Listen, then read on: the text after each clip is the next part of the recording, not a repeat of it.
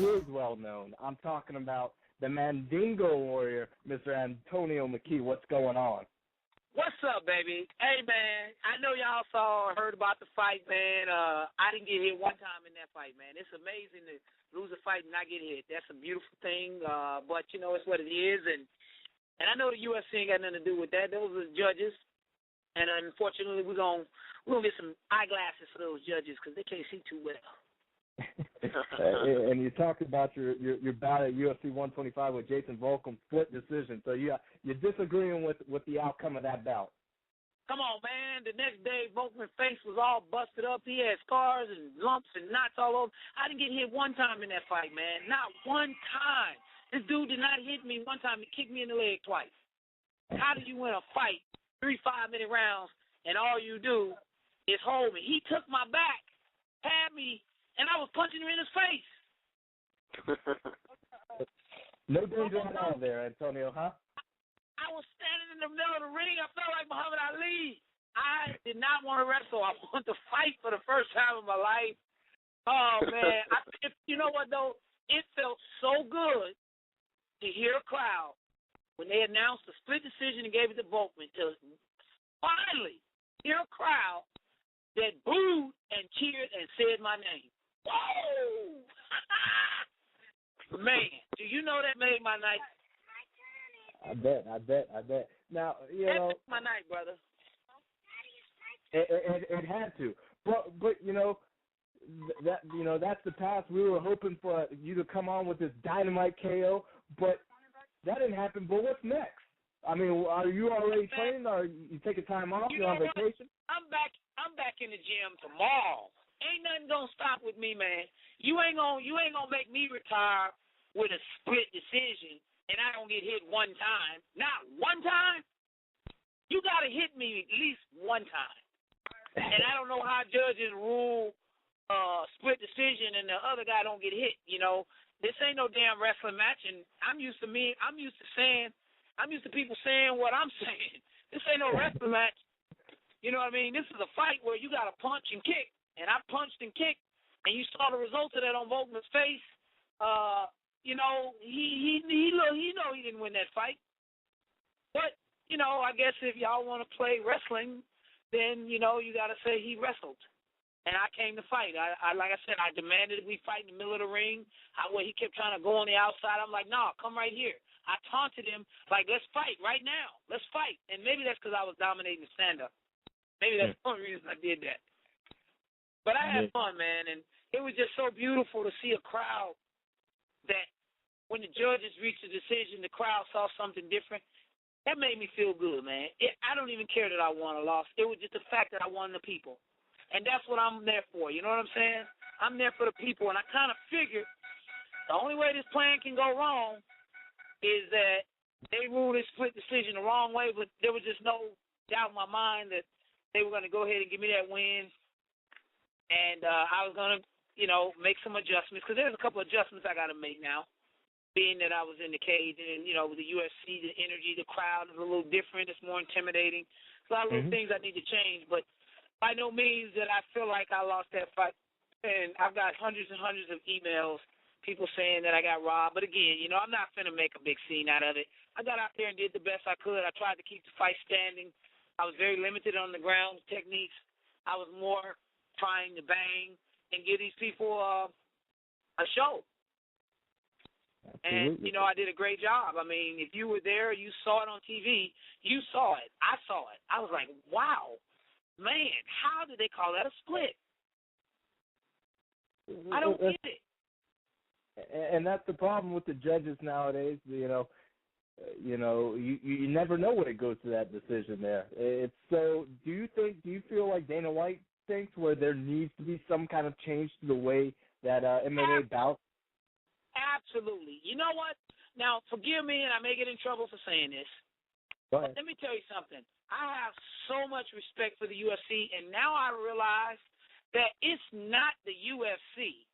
It's the commission. The commission, I believe, is battling with the UFC because they feel intimidated by the kingpins of mixed martial arts, which is the UFC. So I think they try to move their muscle around by putting judges in there that don't know what the hell they're doing. The commission does this, not the UFC. People don't understand the business. The UFC don't control the judges. That's done by the commission. And so the commission's got guys in here that don't know basketball from baseball, but yet sitting up trying to judge an MMA fight. I understand now the UFC's problems. I understand Joe Rogan being pissed off at some of the decisions that was made. Also, look at Frankie Edgar and the Great Maynard. Come on. How do you call it a damn draw? Are you serious? You didn't call it a draw? Come on now. Look at that. Great Maynard dominated. That had to have been a 10-8 the first round, and he won the third round. So how's that? I got to disagree with you there, Antonio. You disagree? You think it was a draw? I think it was a draw. 10-8 round, first round Maynard, third round 10-9 Maynard, and then the rest 10-9 for Edgar. I had 47-47. Okay. How do you draw against the champion? I don't disagree. You got to beat the champion to take the belt, but that's why he still got the belt. Okay. You know. All right. Well, we can fluff the feathers on that one, but again, man, I just see, you know, I think that we need to have a class of education for referees. They need to learn how to score an MMA fight. They don't know how to score an MMA fight. So I think I might run for a judge. Uh-oh. You know. But you know what, man? I ain't gonna lie, man. I have to really take my hat off to the UFC, and I ain't no ass kissing, brother. I call it like it is, man. And they really take care of the fighters. They demand professionalism. They're on time. They're respectful. Everybody on the staff I got along with, they treated me with respect. It was awesome, bro.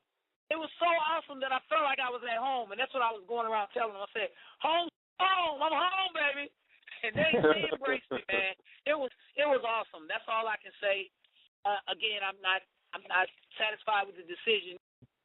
At the end of the day, man, I had a good time, and it was a blessing to be there fighting in the UFC, and hopefully they don't cut me and they keep me in there. And if they do cut me, hey, it was a great experience, and I love them for what they did for me and give me the exposure. I love you guys, man. I'm just a happy-go-lucky type nigga. You know what I mean? Dang, I want another $1,000. I said the word nigga. Stop it. So, Antonio, when we talked the other day, I told you about the post-fight interview that Jacob Volkmann had with Ariel Helwani. No, I didn't hear it. I mean, you told me, but I didn't pay attention to it. You know, I think I messed up, too, is I wasn't the nigga this fight. Y'all know that. I wasn't that nigga. I was trying to be the black man. I told my wife, I've had enough of this being this punk guy. I am a nigga when it comes to fighting. So I'm going back to being a nigga.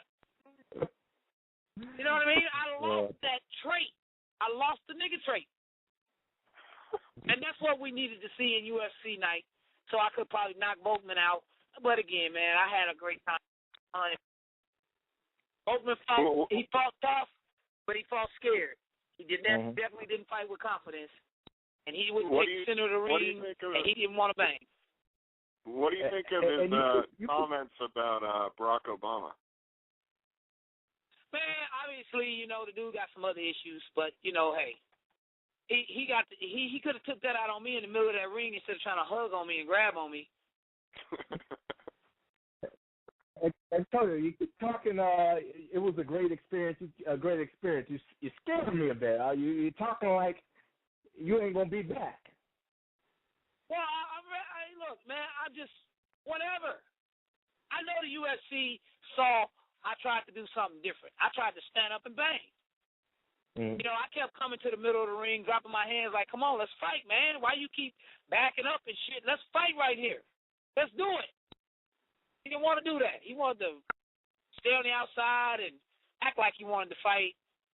You know, that's how I got taken down the second round, is I overcommitted on a punch, tried to knock his head off, and he shot in, which is what I do. This dude did what I do to people that want to bang. He switched the shit around. The only difference is he don't punch as much as I do. Did that surprise you? Were you unprepared for his ability to wrestle? No, because he said he wanted to bang. He said he gonna stand out. He said, me and McKee, we're gonna fight. We're gonna fight, punch, and kick. Oh, really? Perfect. Somebody get knocked out. Maybe I'll get that knockout bonus. And that was in my mind too, that knockout bonus, man. I sure was trying, boy. They'll tell you I threw some heat. I don't know if they was writing it up, but man, watch the fight. You saw me throw some stuff that if it would have landed, it would knock his head off his shoulders. All right, but the stuff that did land backed him up, the kicks, the body shot. I mean, you know, I don't know much more I can do on the feet to demand a victory. All right, right on. So what's next for you? You've got guys who were fighting in that dream big showcase that we talk about. Who's it, Jason High? Yeah. And you know, you're training guys, you're doing training yourself. What's next for you? Yeah, you know, I'm waiting to see what the UFC has got to say and what they want to do. And whatever they say, do. You know, I'm under contract with UFC, and whatever my boss say, do, I do. If they cut me, they cut me. If they love me, they let me fight again. I'm ready to fight next week. You know, Tone ain't got no problem, man. I'm ready. I'm 24/7 ready. I'm back in the gym Monday training. You injury-free? Yeah, come on, man. If I didn't get hit, I didn't get hit one time. I got kicked in the leg twice. That was it. For 15 minutes. And then I got hugged. Santa can hug now. Santa can hug. I mean, he talking about, I'm boring, man. Do you realize this dude was throw a damn? He threw punches, but none of his punches he tried to hit. He knew what he didn't want to Was he scared of you? Huh? Was he scared of you? Was he scared? Was he scared? Of course, bro. If you're not scared, wouldn't you stand in the middle and get it on? I will. And normally I won't do that. Normally Antonio McKee, you know, is going to come out and do exactly what Volkmann did. The only difference is after I take you down, I punish your face. He did what he had to do, man. I think he knew that if he could take the decision and keep it close, he knew he would get the victory. Absolutely. Well, we go ahead. Did you see the fight? I have not. I'm looking all over for it, and I can't get it. They're keeping it from the people. What's the deal? Be my friend. If you get that fight and you truly think that I lost that fight, I want you to tell me that I lost that fight so I can tell people I lost it. But so far over emails, 2 people I big man lost, and everybody else got robbed. You still the man. You happened. It's not the UFC. Right. Does Dana White feel that you were robbed? Does Dana White feel that you were robbed? I don't know if we lost him. He might have dropped the call there. Either that or Dana White had a sniper take him out before he can answer that question.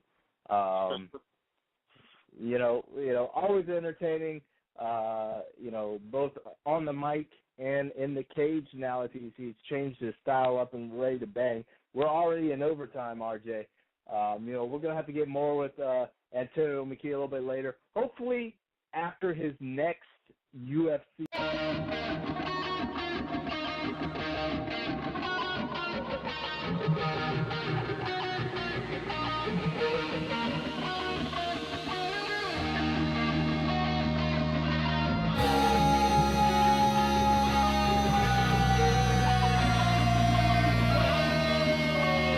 Adrenaline rush, performing on